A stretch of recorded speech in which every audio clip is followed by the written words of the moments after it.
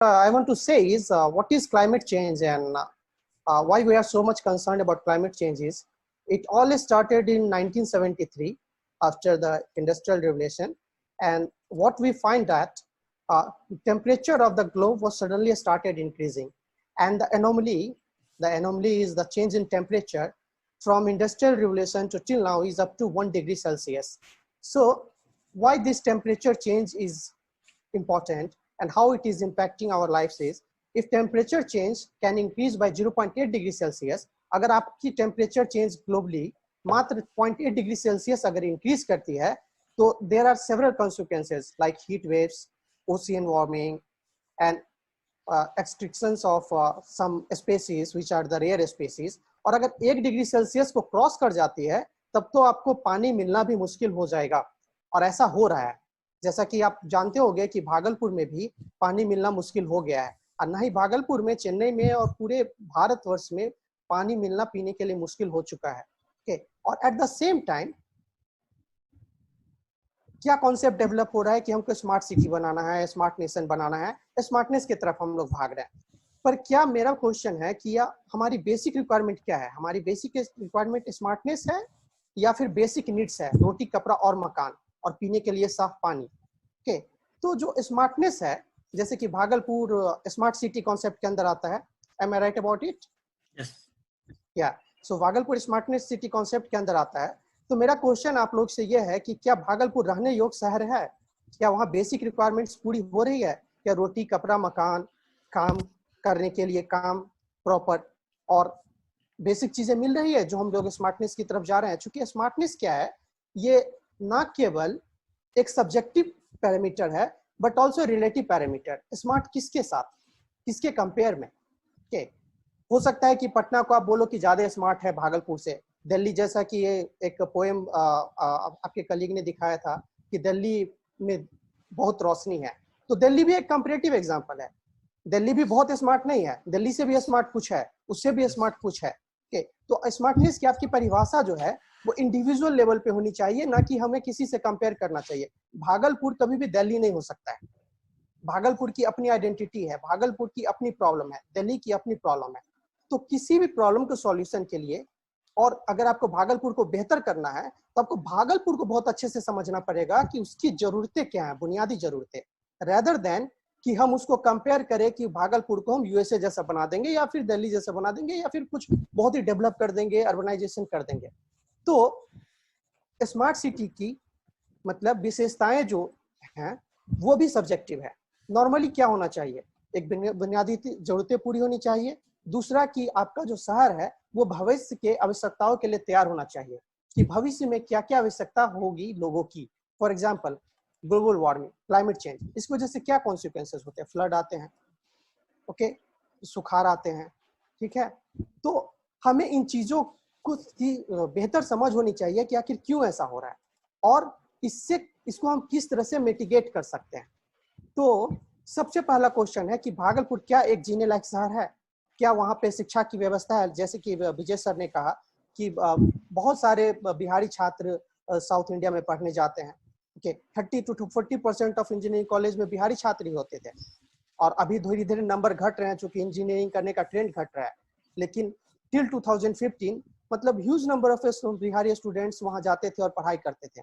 और अभी भी काम के लिए मजदूरी के टर्म में भी अगर आप बात करो तो चाहे वो मुंबई हो, चाहे दिल्ली हो या चेन्नई हो या बैंगलोर हो, कोई भी डेवलप्ड स्टेट हो या डिस्ट्रिक्ट हो भारत का, वहाँ बिहारी मजदूर हैं, और बहुत बड़े संख्या में है। तो ऐसा क्या है कि बिहार के लोगों को अपना घर छोड़ करके वहां बाहर जाके काम करना पड़ रहा है? क्यों क्यों अपने फैमिली से दूर जाके रह रहे हैं? क्या बिहार में ही उनके लिए काम नहीं हो सकता है? और दूसरा एग्जांपल ये है कि जब मैं काम की बात करता हूं तो इट्स नॉट ओनली अबाउट की मजदूर ही। जैसे बिहार के लोग हो सकता है अमेरिका में भी जाके काम कर रहे हैं, वो भी एक तरह का काम ही है। उनको क्यों जाना पड़ रहा है वहां काम करने के लिए? क्यों नहीं वो अपने घर पे ही रह के काम कर सकते हैं? क्योंकि सस्टेनेबिलिटी जो टर्म है, जब आप बोलते हो better Bhagalpur, sustainability, green concept और जो भी बड़े बड़े टर्मिनोलॉजी की स्मार्टनेस की बात करते हो, तो वो बहुत ही इंक्लूसिव होना चाहिए रेदर देन एक्सक्लूसिव। तो जो आपको जो डेवलपमेंट करना है, आपके शहर के लेवल पे इतनी व्यवस्था होनी चाहिए कि लोग वहां जी ले। आपके पास हो सकता है कि मतलब हाई फाई इंटरनेट ना हो, ठीक है, हो सकता है कि आपका ट्रांसपोर्टेशन सिस्टम दिल्ली के जैसा ना हो, लेकिन अगर आपके पास जो बेसिक रिक्वायरमेंट है, एक अच्छी शिक्षा, पहनने के लिए अच्छे कपड़े, पहनने के लिए अच्छा आवास, चलने फिरने की सुविधा और प्रॉपर काम जिससे अपना पेट पाल सको, तो कोई जरूरत नहीं है कि अपना घर छोड़ के कहीं और जाए और किसी से कंपेयर करे। ओके, तो मैं एक छोटा सा एग्जांपल आपको देना चाहता हूँ कि अभी बुनियादी समस्या में से एक समस्या ये है कि मैंने एक पेपर का कटिंग यहाँ पे रखा हुआ था कि भागलपुर में एक न्यूज सुनने को मिला पिछले साल मार्च अप्रैल के आसपास में कि लोगों ने क्या किया कि खेती से बालू के अंदर से पानी निकालना शुरू किया, क्योंकि पानी नहीं मिल रहा था, वाटर लेवल लो हो गया क्लाइमेट चेंज की वजह से। और नॉट ओनली क्लाइमेट चेंज, क्योंकि एक डिबेट का इशू है कि सिर्फ क्लाइमेट चेंज की वजह से ही, गर्मी की वजह से ही पानी का स्तर गिर रहा है। दूसरा कारण यह भी हो सकता है कि हम लोग एग्रीकेशन के लिए बहुत सारे मतलब डीप बोरवेल पंप यूज कर रहे हैं, जिसकी वजह से मतलब वाटर वेस्टेज भी बहुत हो रहा है। इवन एट होम लेवल पहले हम लोग चापाकल यूज करते थे, अभी हर किसी के घर में बोरवेल लगा हुआ है। अब बोरवेल क्या होता है कि मतलब बहुत फास्टली वाटर को एक्सट्रैक्ट करता है, जिसकी वजह से ग्राउंड लेवल के अंदर जो ड्रेन ऑटोमेटेड ड्रेन सिस्टम है वो डिस्टर्ब होता है, और एक टाइम के बाद वहां से वाटर को एक्सट्रैक्ट करना इम्पॉसिबल हो जाता है। ठीक है, क्योंकि हम ड्रेन सिस्टम को डिस्टर्ब कर देते हैं, जो नेचुरल ड्रेन सिस्टम है जमीन के अंदर में। ठीक है, तो वन ऑफ द रीजन ये है। दूसरा रीजन क्लाइमेट चेंज भी हो सकता है, लेकिन अब कितना इसके इम्प्लीकेशन है यह हम नहीं जानते हैं। जैसे कि मैं बता रहा था कि मतलब for certain degree of change certain consequences लोग ने पहले से प्रिडिक्ट करके रखे हुए हैं। उसमें से एक कॉन्सिक्वेंस ये भी था कि मतलब वाटर मिलना मुश्किल हो जाएगा, जो कि हम देख रहे हैं। ठीक है, तो एक था कि वाटर नहीं मिल रहा है, मींस लोग पानी के लिए मर रहे हैं। दूसरा प्रॉब्लम सेम 2019 के सितंबर अक्टूबर के टाइम में क्या हुआ कि बाढ़ भी आ गया भागलपुर में। तो ये तो भाई कैसी बात हो गई, लोग पानी पीने के लिए भी मर रहे हैं और पानी में मर भी रहे हैं बाढ़ में आकर के। तो आखिर क्या है, क्यों ड्रेन सिस्टम फेल कर गया, क्या हुआ, फ्लैश फ्लड हो गया, ऐसा क्या हो गया? तो क्या ये समस्या जो है समाधान के बराबर में आ सकता है? हमारे पास एक्सेस वाटर भी है, रेन वाटर, जिसकी वजह से बाढ़ आ जाता है। हमारे पास पीने के लिए पानी भी नहीं है मार्च अप्रैल के टाइम में, सेम सितंबर के टाइम में एक्सेस वाटर है। क्या हम इस दोनों को मर्ज कर सकते हैं, समस्या इक्वल टू समाधान कर सकते हैं? क्या हम enough rain water harvesting system develop कर सकते हैं, वहां पे ज्यादा बोरवेल बना क्या बोलते हैं उसको, बाउली बना सकते हैं? या फिर आपके पास रिवर बेड है, रिवर बेड के साइड में वाटर कैचमेंट बना सकते हैं क्या रेगुलर इंटरवल पे, कि अगर फ्लैश फ्लड भी आए तो वहाँ एक्सट्रैक्ट हो जाए, रेन वाटर भी आए तो अगर प्रॉपर चैनल के थ्रू वहाँ एक्सट्रैक्ट होकर चला जाए, और सेम वाटर को प्यूरिफाई करके जब हमारे पास पानी कम है गर्मी के टाइम में, तो क्या उसी एक्सट्रैक्टेड वाटर को पीने के लिए हम सप्लाई कर सकते हैं? तो ये बेसिक जरूरतें हुई। ठीक है, और इस जल संकट समाधान के लिए एक प्रॉपर रोडमेप में सिर्फ conservation of water and distribution ही नहीं है, आपको एट द सेम टाइम पर्यावरण की भी रक्षा करनी पड़ेगी।